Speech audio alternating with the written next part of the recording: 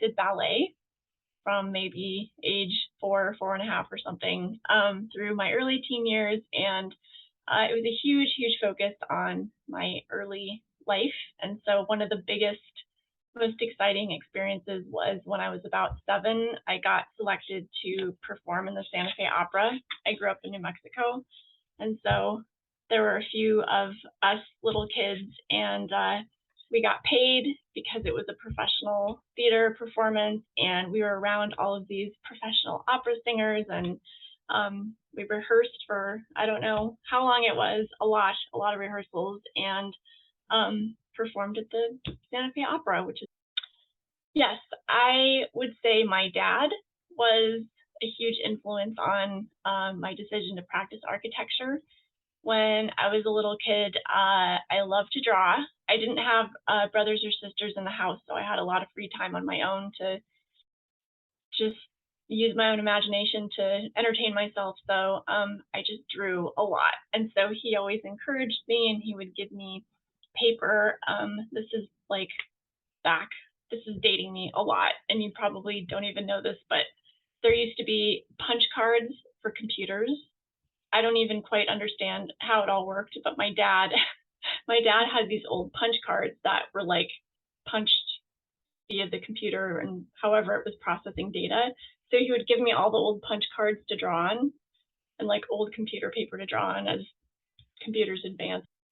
More people focused maybe than sort of architectural principle focused. So for me, really in anything that I've done, whether it's going back to the sports that I played or practicing, having connections with people and working through problems and ideas together has always been really important to me. And so in my architectural practice, building client relationships and maintaining positive client relationships was really important to me.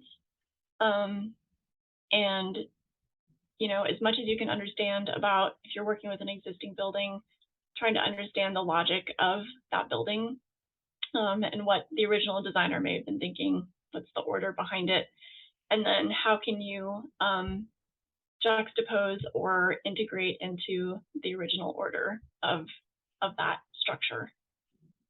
So, and then in terms of just maybe some tools, which this may date me here, but I like to work in CAD. I'm not gonna lie. I like to really quickly iterate, having a lot of conversations around informal conversations around design. I tend to, again, I'm thinking like in practice in studios that I've worked in. I mean, I do like to have a comfort level with people where we can be honest with each other, to say, here's my idea, have not heated disagreement, but just to be able to have different opinions and perspectives and have the comfort level and respect with everybody in the room to talk things out and stay open-minded. So I think that's another thing with collaboration too, is it hasn't, but to be honest. However, because I have been focused on teaching this year, Peter Zumthor has been sort of reintroduced into my brain, so which I'm very grateful for.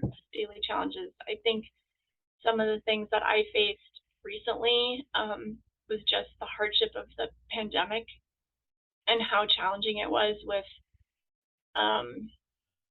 getting things built. I mean, everything sort of unraveled with supply chains and time schedules and things that normally we were really good at controlling and being able to communicate. I would say, maybe circling back to some of the ideas about collaboration and iteration, is don't be too attached to your ideas. So, I mean, I think it's absolutely great to have conviction and to, you know, be strong and confident about your ideas, but I think sometimes we make things, and again, for a variety of reasons, you might show it to a client, you might show it to a colleague, and wherever you're at in the process may not work out exactly as you envisioned it, and